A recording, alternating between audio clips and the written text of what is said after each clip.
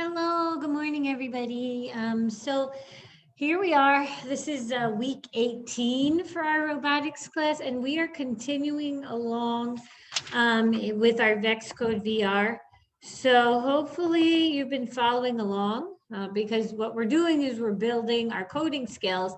And it's really challenging if you don't follow, right? If you missed a lot of this or you just completely checked out or whatever, it's going to be hard to just jump right into it without really having any basic knowledge of how the robot works, right? And having some basic code. So at this point, I mean, we made our robot forward, reverse. We had it turn, right? We made some squares last week. You had to make a large square and a small square. And we're going to continue with the squares, except this week it's going to teach you how to use the repeat block. So if you remember from code.org or any of the coding that we've done in the past, there's something called the repeat block or loop, right? And that allows you to put in, so say you're repeating something, like say you want your robot to move forward and turn right, but you want to do it 4 times. Instead of putting move forward, turn right, move forward, turn right, move forward, turn right, move forward, turn right, that's a lot of code, right? You could just use a repeat block. You could put move forward, turn right, and then just put 4 times, and it will repeat whatever's inside of that block. So why is this a good thing? Because number one, putting all that code, that's a lot of work, right? So it saves the computer programmer a lot of work using a repeat block. And number two, the more lines of code that you have, the more likely that you will have errors or bugs in your code because it's easy to make a mistake. So when you use a loop or a repeat, what it does is it helps to hopefully eliminate a lot of the errors and things from having to copy over code, right? So that is important. Okay, so we're learning about repeating action. So we're going to be using the art canvas playground again, and we'll be using your pen. So remember, your pen can draw in different colors. And so it'll walk you through using the repeat block to create a square, right? Because when you think about the basic shape of a square, we're moving forward, we're turning right, we're moving forward, we're turning right, we're moving forward, we're turning right, we're moving forward, we're turning right. We're following a repeating thing. So I know we've done this lesson in the past. If you've been with me, we did the lesson on loops. I don't know if you guys remember, we had the one where it was like a dance moves or you had to like clap and like do certain things and there was a whole repeat to it and then you had to figure out what the loop was. That was part of code.org. But it was teaching you to recognize and identify when something is repeating, right? And then you're like, oh, I should just use a loop for that, right? And so that's a repeat block. So we're going to need a new project for this. So you're going to want to go into your VEX code, file, new blocks project, make sure it's cleared out. So then that way you can follow along. So if we pick up where we left off, so this is the code from last week to create the big square. We had move our robot pen down. Then we had drive forward for 600 millimeters, turn right for 90 degrees. And we did that 1, 2, 3, 4 times. So this is a lot of code. Look at all those lines of code, right? So imagine if you could simplify that and you only needed 2 of these blue blocks, right? That would seriously change a lot for you. So look at these 2 things. Imagine all of these lines of code versus only having these 2 plus a repeat. So now here's your repeat block, right? And they're putting those blocks into the repeat block, and then we're changing it to 4 times. That's really making a super big difference and making your code easier. So we're getting the move the robot pen down. Move robot pen down. Then we're going to look for a repeat block. And then we're going to put our code in. So we know we're driving forward and we're turning right. And you can just double check. So it was drive forward for 600 millimeters, turn right 90 degrees. So change this to 600. And then change your repeat to 4 because we know that we're going to repeat this 4 times. So remember, whatever is inside of the repeat block is what will be repeated. So that exact pattern will be repeated. The drive forward, the turn right, that'll be repeated 4 times, okay? So it gets really super complicated, which we're gonna be doing this with code.org in probably, well, I don't know, I guess I have to figure out what we're gonna do. But when we move into coding in the next couple of weeks, you'll probably learn about something called a nested loop. And that's where you can take a loop and you could put it inside of a loop.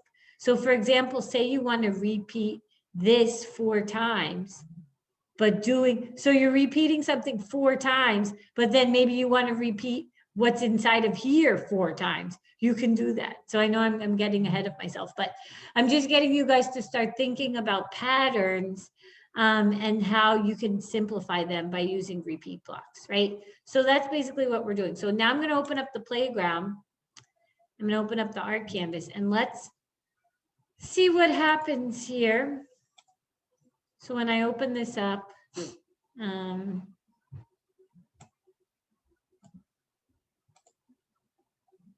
here we go. So look what it's doing. It's repeating, and it's hard for you to see under here, but you see the green? It's repeating that pattern 4 times. It's repeating that pattern 4 times, and it's making a square. And so this was so easy compared to this code here, right? That's a lot of code. And what if you accidentally, one of these blocks were wrong and then your whole square was off? So that's why it is nice to be able to use the repeat block, right? Okay, so let's move on. And we are going to have a little challenge. So flow of a project with a repeat block. So when a project uses a repeat block, it still follows the same logic, right? So it still follows that same order. The only difference is that the stack of the blocks is inside of the repeat block, and there's less of them. There's less blocks when you use the repeat block.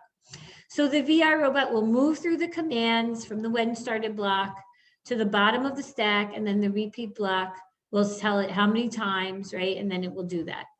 So that's pretty much what it is. I feel like you guys should all know repeat block because we've done it so many times, right? We've done repeat block, especially, I mean, if you're new, maybe you don't know it, but all you guys have been here. So, okay, so mini challenge. In this project, the VR robot should draw a blue square on the art canvas, but there are errors in the project. Edit the project to solve the mini challenge. Okay, so we're gonna follow these steps. We're gonna watch the video to see what we want it to do. So let's do that really quick. Let's see what, it's gonna draw a square. But so there it is, there's our robot. We want our robot to draw a square. Okay, there it goes, our robot. Okay, perfect. So now, this is off. So this is the code that they give us, right? They give us move robot pen down, set the color to red, drive forward 600 millimeters, and then repeat 3 times, drive forward 600 millimeters, turn right 90 degrees. That's not gonna work, right? So we know that something is off here and the code isn't right. So what you guys are going to do is you're going to go into your VEX code and you're pretty much just going to create this code that I just put in there. So you're going to draw a square that's 600 millimeters by 600 millimeters, and you can make any color you want. So if you want to go in and you want to set the print color to a different color, you can totally do that. Oh, oops, not the print color, I'm sorry. Set the robot pen color. Set the robot pen color. You can change the color if you want to do that. Maybe make it red or blue, whatever you want. And then you're going to put the repeat block. You're going to do drive forward for 600, turn right for 90, and make sure you say 4 times. And then you're going to test it out in your playground. Make sure that it works. And that is probably got to be the easiest assignment ever. So pretty much what you're doing is you're drawing a square, except how I'm going to grade you is I'm going to look and see, did you use the repeat block? If you use the repeat block, you get 100. So if you send me the code and it's all repeat, like it's those long, long lines of code, then you didn't do it right. Okay. You want to make sure that you use the repeat block. All right. Okay. So then there is also a quiz this week. So let's go over the questions here. So it says, which of the following blocks is used to repeat the blocks inside of it for a set number of times? Is it the forever block, the repeat block, the wait until block, or the break block? Gosh, if you guys don't get this one right, then I don't know, you must be from another planet, because we just talked about this like for the first, what, 5-10 minutes is the whole thing. We kept saying repeat block, repeat block, repeat block, repeat block, right? So I wonder what the answer is. True or false? The repeat block can accept decimals as parameters. So what do you guys think? Can you put 1.5? Can you put 2.8? So it cannot. It can only accept a full whole number, right? And so that's important to know too, because when you're repeating something, you can't just say, oh, repeat these things 1.5. It doesn't, that's not going to make sense to the computer. So then it says, let's go to the next one. Conditions like the number of times repeated are used to end a repeat block. So what do you guys think?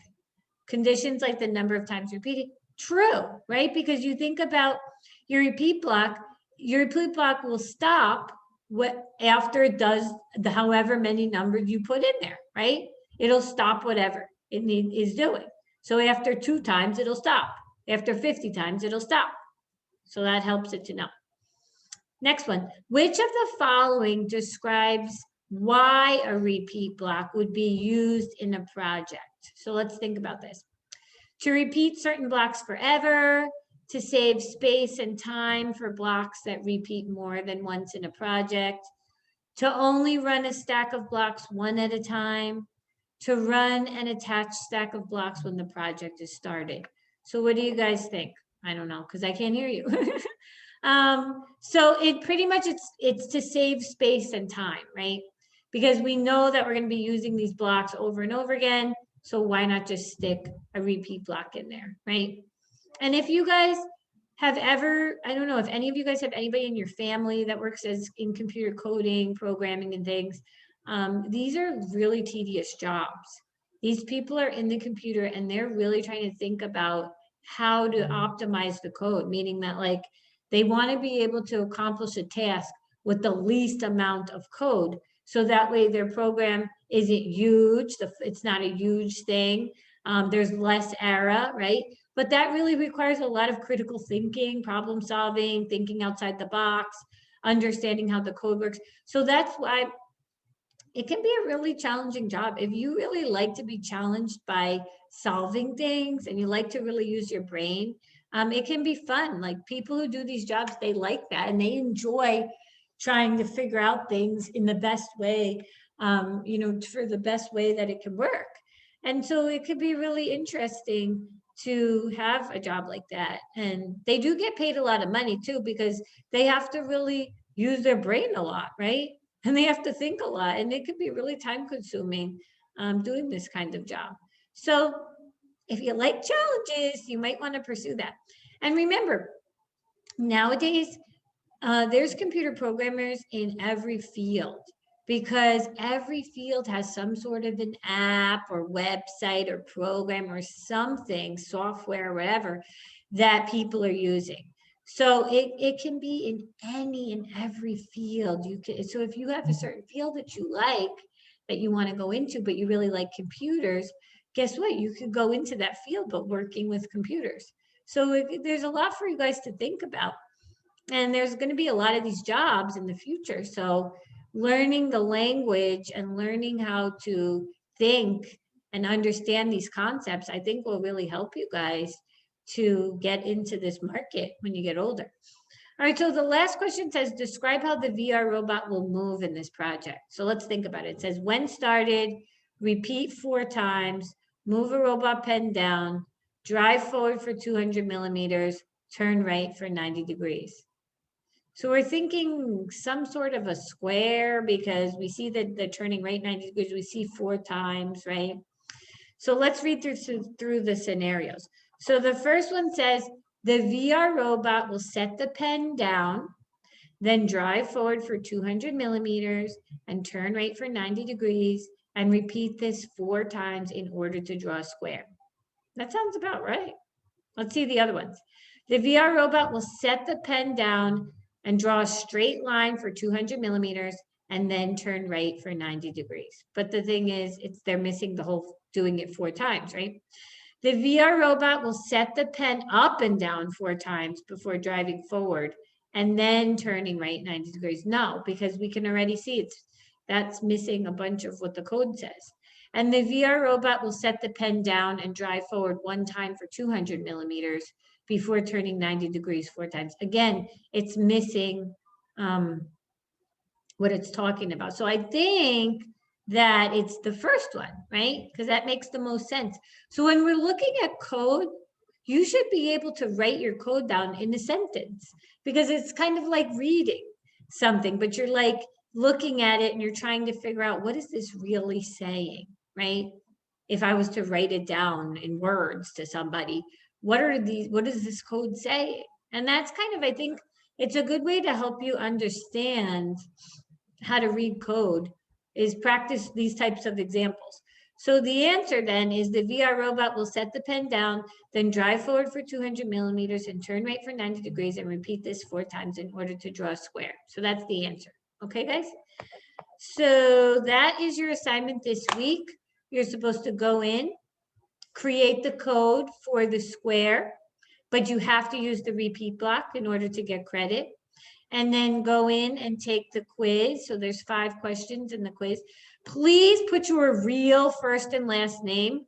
I think I noticed like I saw 2 that came in like with no name and then somebody just made up some name. So I couldn't give credit for it. So if you're wondering why you had a 0 on whatever it was, one of these previous ones, it probably was because you didn't put your real name. So remember, of course, you need your real name. Don't be silly. Otherwise, I can't give you credit because this all goes into a spreadsheet. And all I do is pull up the spreadsheet and I go down the line and I see the kid's name and I put the grade in. So you need to make sure that you put your real name. Otherwise, you're not going to get credit for it. Okay. And this is a new quarter now. So this assignment counts for 3rd quarter.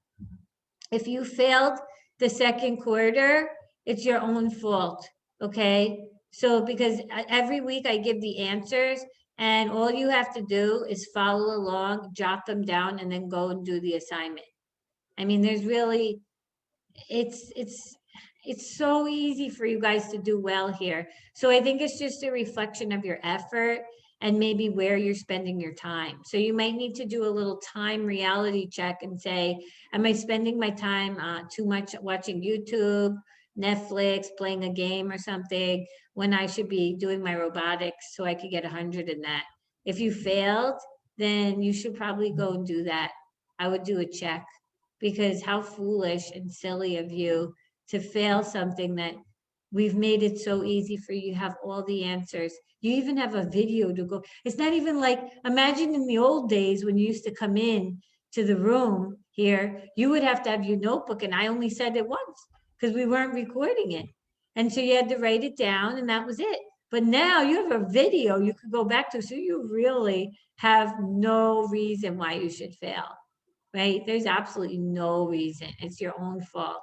So go look at yourself and see what you're missing out and what you're spending too much of your time on and do like a time, I don't know, assessment or something and redo your life and then do better. You have a second half of the school year to get better, right? Every day is a new day, so get better at it. Okay, anyways, I think I talked enough. So we'll see you guys next time. I'll keep an eye out for your work and send it in. Bye.